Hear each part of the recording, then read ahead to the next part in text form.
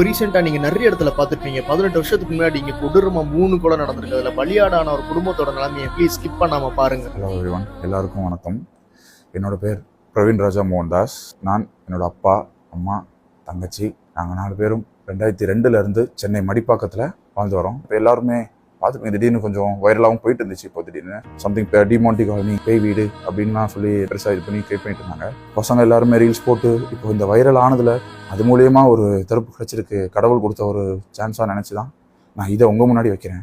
2008 மிகப்பெரிய ஒரு murder case, triple murder case. டாமிங் சேர்மன் டாக்டர் சரவணன், அவரோட ஒய்ஃப் கஸ்தூரி அண்ட் அவங்களோட ஹவுஸ் மேய்டு அன்பரஸ், 3 பேரும் ரொம்ப ப்ரூட்டலாக மர்டர் பண்ணி அந்த வீட்டில் இருந்த ஜுவல்ஸ் அந்த டாக்குமெண்ட்ஸ் சம்திங் எல்லாத்தையுமே கொள்ளடிச்சிருக்காங்க.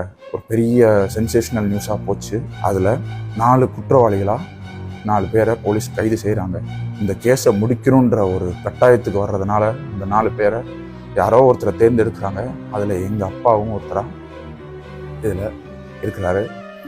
எங்கள் அப்பா உள்ளே போய் திருப்பி எவ்வளவோ மிரட்டல் இது பண்ணி ஒத்துக்கணும் அது இதுன்னு போலீஸ் ரொம்ப இந்த நியூஸை பற்றி வெளியில் யாருக்குமே சொல்ல விடாத அளவுக்கு, வெளியில் வராத அளவுக்கு அது அப்படியே 18 வருஷம் ஆகிப்போச்சு.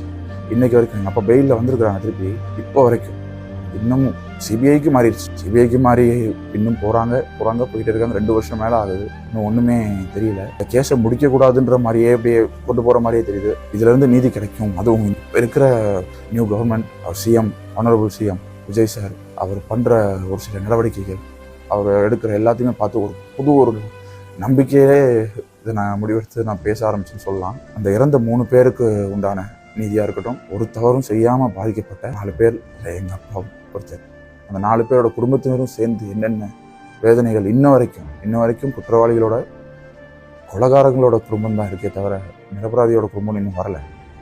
18 வருஷம் ஒன்றுமே பண்ணல, ஒரு தப்பும் பண்ணல. என்னோட ஸ்கூல் லைஃப்பில் போனதுக்கான காரணம் என்னோட ஃப்ரெண்ட்ஸ்லேருந்து எல்லாமே கொலைகாரனோட பையனோட பேசாத அப்படின்னு சொல்லிட்டு எங்கள் அம்மா சொல்லியிருக்காங்க, அப்பா சொல்லியிருக்காங்க. சொல்லும்போது என்னோடய ஸ்கூல் லைஃபே நான் விடுற மாதிரி ஆச்சு. அதே இது இப்போ வரைக்கும் தொடர்ந்துட்டு இருக்குன்னும் போது ஒன்றுமே பண்ண முடியல. இதை எப்படி என்ன பண்ணாங்கன்றது எக்ஸ்பிளைனாக நான் இந்த வீடியோவில் பதிவு செய்ய முடியாது. என்னென்ன மிரட்டல், என்ன பண்ணாங்க, எதுக்காக இதில் எங்களை இவ்வளோ இன்வால்வ் பண்ணி எங்கள் அப்பாவை எங்களை விட்டு பிரித்தாங்க, கொஞ்சம் அதை உங்களால் உணர முடியும்னு நினைக்கிறேன். பார்க்குற எல்லாருக்குமே கண்டிப்பாக எனக்கு இதுக்கு நீங்கள் நியாயம் வாங்கி தருவீங்கன்னு நம்புகிறேன். இதை கண்டிப்பாக சிஎம் சார் பார்த்து எங்களுக்கு ஒரு வாய்ப்பு கொடுக்கணும் என்ன பேசுகிறதுக்கு. சாதாரண மக்களுக்கே அவ்வளோ இது பண்ணி கொடுத்துட்ருக்கீங்க. இதை பற்றி உங்கள் முன்னாடி யாரும் வைக்க முடியாது. இது சம்மந்தப்பட்ட நாங்கள் தான் வச்சாகணும். இப்போ நான் வச்சுருக்கிறேன், நீங்கள் எப்படியாவது இதை முடிச்சு கொடுத்துருங்கய்யா.